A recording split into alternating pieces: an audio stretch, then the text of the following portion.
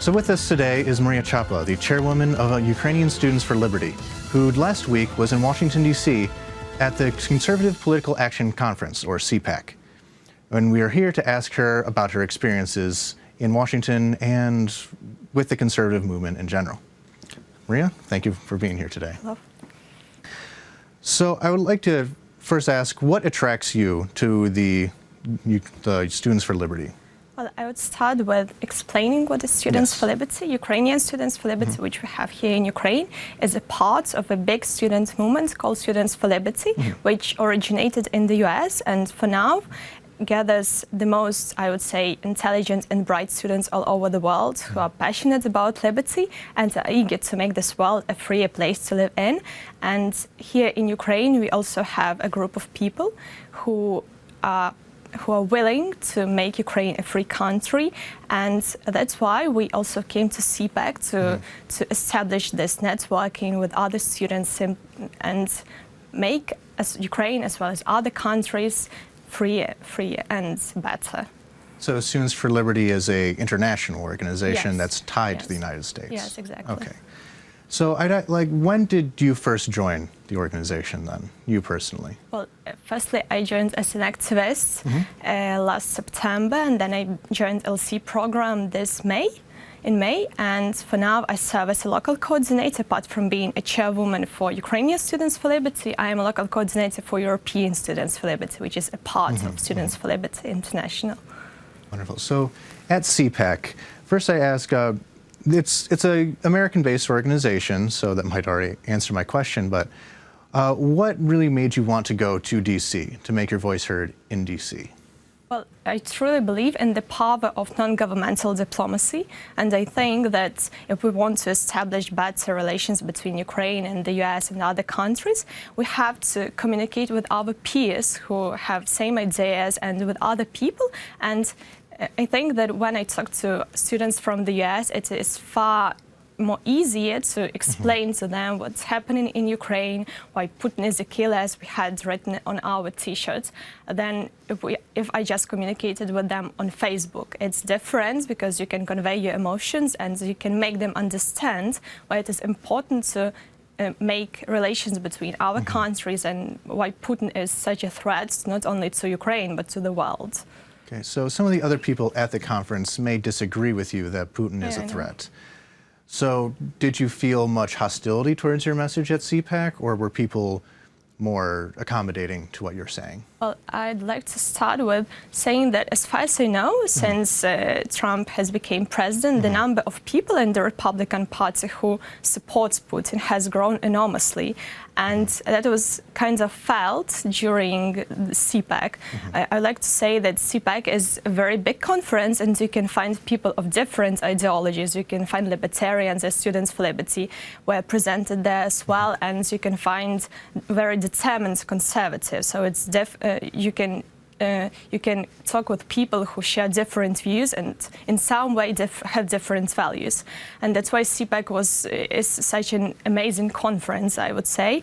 And regarding Putin, I think there were some people from Russia, and they were trying to provoke us. They were wearing having Russian flags with them, and they wanted to say, we want the US to have better relations with Russia, we support President Trump and that. So it was, I would say that reactions were very different. Some people said, oh, we want to get the same T-shirts as you have, and while others were simply saying, no, what you're saying we don't agree with that. So especially the young people, the college Republicans, etc., what was the general feeling there towards Ukraine? Well, I think when it comes to young people, I think most of them support Ukraine. They know a lot about what's happening in Ukraine, in the east of Ukraine, the situation with Crimea, and I think they believe that Putin is a killer, and they support us in our message. So I have experience of communicating with my peers, so I would say from this point of view that most of them stand with us in that. So you feel as though there's more comfort with Ukraine than might seem that way through the American news right now. Yes. Okay, especially among my peers, I can say for other people. You can only talk about your own experiences, of course, but thank you. Yes. Now, how do you communicate with, we'll call them the neutrals? So there's the people who would be hardcore pro-Russia, and there are people who are very much in the pro-Ukraine camp, and you're not going to change their mind so much. But then there's the people in the middle. So how do you talk to those people in the middle who may not have an opinion, maybe half and half? Like, what are the tools you use, communication strategies? Well, I think the biggest problem is that not many people understand what's actually happening in Ukraine right now. They hear some pieces of news from their newspapers and other media, but they don't really get the whole situation itself. And that's why I think some people cannot decide whether they stand for Putin or whether they stand for Ukraine. And I think that the most important thing we as students can do is I think that we have to use our power of persuasion and to say why, and using facts, using other things and communication, various communication tools.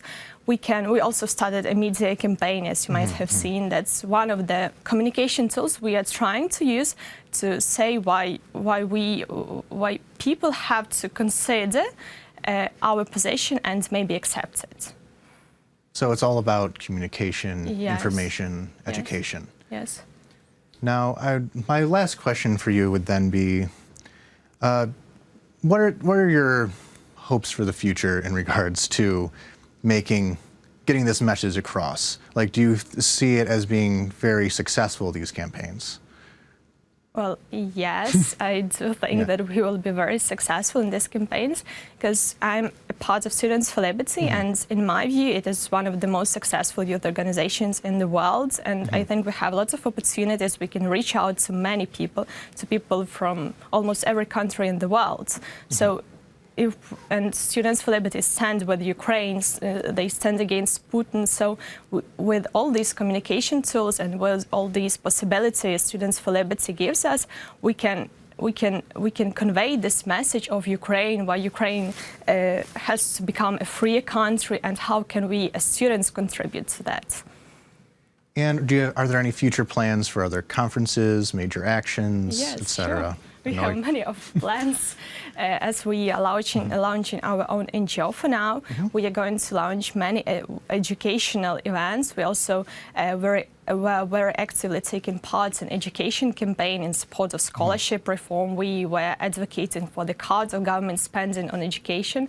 And in my view, it was a pretty successful campaign.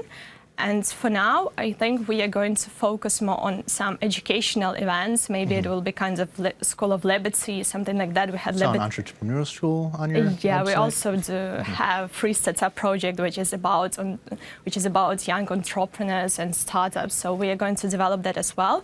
But we also organize Free Generation Forum, which is one of the biggest conferences in Ukraine because it gathered 500 attendees, which I think is a very big number of people for Ukraine and for freedom-loving people. And also, we are going to have other regional conferences. And what is the most important thing, we are going to reach out to students on campuses so that we can build a truly strong network of freedom-loving students in Ukraine. Well, it sounds very ambitious, and I wish you the best of luck in this. Thank you. Thank you. And once again, we had Mariia, the chairwoman of Ukrainian Students for Liberty. And thank you very much for being with us today.